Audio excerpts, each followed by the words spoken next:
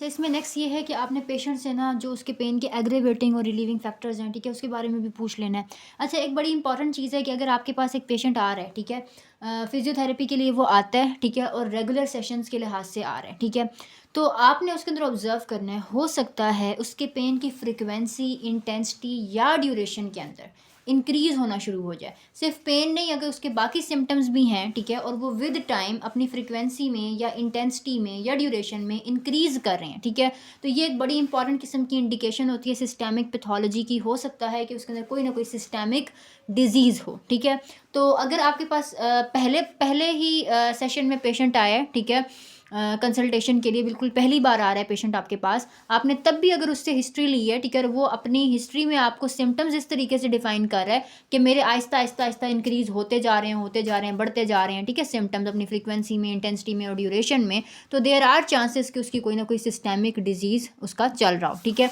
अच्छा, बाकी ये है कि मैंने जितनी भी आपको चीज़ें बताई हैं, ठीक है, पेन की लोकेशन हो गई, डिस्क्रिप्शन ऑफ सेंसेशन हो गई, सही है, इंटेंसिटी हो गई, उसके अलावा ड्यूरेशन, फ्रीक्वेंसी, ड्यूरेशन, पैटर्न, ये जितनी भी चीज़ें हैं ना, इन सब को चेक करने के लिए आपने पेशेंट से अलग अलग क्वेश्चंस पूछने होंगे, ठीक है। तो अब हम बारी बारी ज़रा उन क्वेश्चंस के ऊपर फोकस कर लेते हैं। अच्छा, लोकेशन के बारे में अगर आपने उससे क्वेश्चन करना है ना, तो सबसे पहले तो आपने उससे ये पूछना है कि मुझे एग्जैक्ट आप टच करके बताएं, ठीक है, या शो करें कि आपको कौन सी जगह पे दर्द होता है, ठीक है, बजाय इसके कि आप उससे पूछें कि कहाँ दर्द होता है, आपने उसको कहना है कि मुझे लोकेट करके बताओ कि कहाँ पे दर्द होता है, ठीक है। फिर मजीद सवाल आप उससे क्या पूछ सकते हैं, ठीक है, कि क्या आपको इस जगह के अलावा कहीं और भी दर्द होता है। समटाइम्स ऐसा होता है ना, जैसे मैंने अभी आपको रेफर्ड पैटर्न के बारे में बताया है, ठीक है, कि हर एक जो हमारे पास कंडीशन होती है, ठीक है, उसका एक रेफर्ड पैटर्न हो सकता है, ठीक है। तो सम टाइम पेशेंट क्या करते हैं कि जब वो आपके पास आते हैं ना, तो आपको सिर्फ एक ही स्पेसिफिक जगह का ऊपर जो जगह के ऊपर जो उनको पेन हो रहा होता है ना, उसके बारे में बताते हैं, क्योंकि वो उनकी चीफ कंप्लेंट होती है, उनको सबसे ज़्यादा मसला उसी जगह के लिहाज से होता है, ठीक है। लेकिन इधर उधर जो उनको पेन रहा हो रिसेंटली, ठीक है, या अभी भी हो, उसको वो बहुत ज़्यादा एक्सप्लेन नहीं करते, ठीक है। तो आपने उनसे पूछना है ये सवाल कि क्या आपको कोई और सिम्टम या पेन बॉडी में किसी भी और जगह के ऊपर मौजूद है, ठीक है। और फिर अगर वो कहते हैं कि हाँ मौजूद हैं, फिर आपने उनसे पूछना है कि ये जो पेन या सिम्टम्स हैं, ठीक है, बाकी एरिया के अंदर ये क्यों होते हैं, आप ऐसा क्या करते हैं, कौन से ऐसे एग्रेवेटिंग फैक्टर्स हैं जिनकी वजह से आपको ये पेन आता है, ठीक हो गया। अच्छा, बाकी ये है कि आपके पास जो पेन के बारे में आपको क्लाइंट बताएगा ना, वो दो किस्म का हो सकता है। या तो वो बिल्कुल ही लोकलाइज होगा कि वो आपको बताएगा कि मुझे बस इस जगह के ऊपर पेन है और इसके अलावा मुझे और कहीं पर भी पेन नहीं है, ठीक है। तो जो बिल्कुल लोकलाइज पेन होते हैं ना, वो यूजुअली सुपरफिशियल कंडीशंस की वजह से होते हैं, ठीक है, और वो बहुत ही कोई डीप किस्म की लीजन नहीं होती, ठीक है, सुपरफिशियल लीजन होती है, कोई ना कोई उसकी वजह से आपको पेन आ रहा होता है जो लोकलाइज्ड होता है, ठीक है, अगर तो वो रेडिएट ना करे। फिर अगर आपको क्लाइंट कहता है कि भाई मुझे बहुत ही थोड़े से एरिया के अंदर पेन है, सही है, लेकिन पेन जो है ना, है तो थोड़े से एरिया के ऊपर, लेकिन ये स्प्रेड करता है, फैलता है, ठीक है। तो अगर तो पेन उसका फैलता है, ठीक है, तो फिर हो सकता है कि जो उसकी लीजन है वो सुपरफिशियल ना हो बल्कि डीप हो। तो हो सकता है फिर उसको उसके विसरा की वजह से मसला हो, ठीक है। ऐसा भी हो सकता है कि उसको उसका जो पेन है वो डीप सोमैटिक नेचर का हो, ठीक है, यानी कि मस्कुलोस्केलेटल जो उसके पार्ट्स हैं उनकी वजह से ही उसको पेन आ रहा है, लेकिन जो डीप मस्कुलोस्केलेटल स्ट्रक्चर्स हैं उनकी वजह से उसको पेन आ रहा हो। बाकी लोकेशन के हवाले से उसने ये बताया है कि जो पेन का करेक्टर है, लोकेशन है, ठीक है, वो टाइम टू टाइम चेंज कर सकते हैं, ठीक है।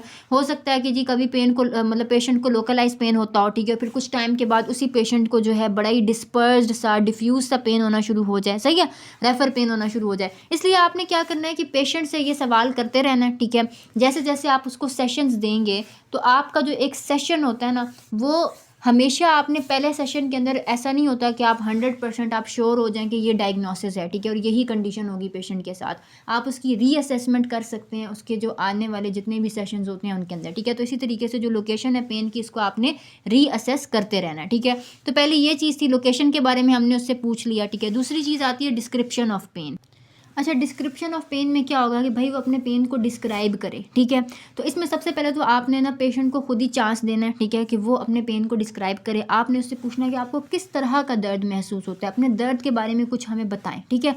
तो वो आपको खुद ही बताएगा, ठीक है। तो वो खुद जो लेमैन टर्म्स यूज़ करेगा, ठीक है। आपने एक तो उसके ऊपर फोकस करने की कोशिश करना है। फिर अगर आपको लगता है कि पेशेंट के लिए उस चीज़ को एक डिस्क्राइब करना डिफ़िकल्ट हो रहा है, ठीक है, क्योंकि पहला जो आपने क्वेश्चन किया वो ओपन एंडेड क्वेश्चन है, ठीक है। आपने उसको चांस दे दिया कि वो जिस तरह से डिस्क्राइब कर सकता है उसको करे, ठीक है। लेकिन अगर पेशेंट नहीं डिस्क्राइब कर पा रहा, फिर आपको क्लोज एंडेड क्वेश्चंस पूछने पड़ेंगे। इसमें क्या होगा कि आप उसको खुद ही ऑप्शन दे देंगे कि कहीं आपको नाइफ लाइक पेन तो नहीं होता, बोरिंग तो नहीं होता, थ्रॉबिंग या डीप एकिंग तो नहीं होता, या डल तो नहीं होता, बर्निंग तो नहीं होता, प्रिकिंग सेंसेशन तो नहीं होती, या शार्प तो नहीं होता, ठीक है। तो ये सारे के सारे ऑप्शंस आप उसको खुद ही दे देंगे, ठीक है। वो फिर आपको बता देगा, ठीक है।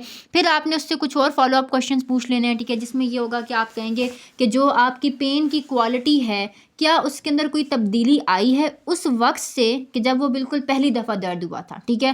तो क्या आपके दर्द में कोई कमी आई है, या कम आपका जो दर्द है वो बढ़ा है, ठीक है। इस किस्म के सवाल आप कर सकते हैं, ठीक है। क्या उसकी इंटेंसिटी में, उसकी शिद्दत में कोई भी चेंज आया है, ठीक है।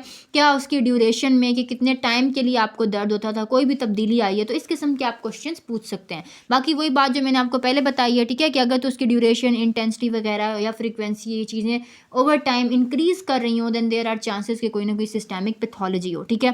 फर्दर आप क्या डिस्क्रिप्शन ऑफ द पेन में पूछ सकते हैं। बाकी उसने बताया कि अगर तो आपके क्लाइंट को ना इस तरह का पेन है कि नाइफ लाइक पेन है, ठीक है, वो आपको ऐसे कहे कि मुझे ऐसे महसूस होता है जैसे छुरियां लग रही हैं, ठीक है, या बोरिंग कॉलिक की कमिंग इन वेव्स, ठीक है, मतलब इस तरह का पेन हो, ठीक है, जो काइंड ऑफ इंटरमिटेंट और वेव्स में आ रहा हो, ठीक है, कि एक बार हुआ फिर रुका फिर वेव की फॉर्म में आया, सही है, या डीप एकिंग फीलिंग हो, ठीक है। तो इस किस्म की अगर वो अपने पेन को डिस्क्राइब कर रहे हैं ना, तो वहाँ पे चांसेस हैं कि जो उसका पेन है, ठीक है, उसका कोई ना कोई सिस्टेमिक ऑरिजिन होगा, ठीक है। बाकी हमारे पास ना हम लोग डिफ्रेंशिएट करने की कोशिश करते हैं, बात करते हैं मस्कुलोस्केलेटल पेन की, ठीक है, जो कि बेसिकली डल और सोमैटिक पेन होता है, ठीक है। इसमें क्या होता है कि पेशेंट जो है, ठीक है, उसको पेन है, सही है, और बहुत ही ज़्यादा आपके पास कोई नाइफ लाइक पेन नहीं है, बहुत शार्प पेन नहीं है, बल्कि डल सा पेन है, ठीक है। तो अगर डल सा पेन हो रहा है ना पेशेंट को, तो वहाँ पे चांसेस होते हैं कि उसको मस्कुलोस्केलेटल पेन हो। लेकिन वहाँ पे ये भी हो सकता है कि उसको मस्कुलोस्केलेटल पेन ना हो, वो विसरल ऑरिजिन का पेन हो। तो आपने फिर कैसे डिफ्रेंशिएट करना है। अगर तो आपको पेशेंट बता रहा है कि भाई मुझे डल एक है, एकदम से मुझे जो शार्प सा पेन है ना वो फील नहीं होता, ठीक है, बल्कि मुझे जैसे कहते हैं ना मीठा मीठा सा दर्द होता रहता है, इस किस्म के कुछ वर्ड्स अगर आपके साथ पेशेंट शेयर करता है, ठीक है। फिर आपने क्या करना है, आपने जो उसका एरिया होगा, जो भी मस्कुलोस्केलेटल ऑरिजिन होगा, जिस मसल के पॉइंट के ऊपर वो पेन बता रहा है, जिस जगह के ऊपर पेन बता रहा है, आपने उसको स्क्वीज करना है, ठीक है, उसको दबाना है, उसको प्रेस करने की कोशिश करनी है।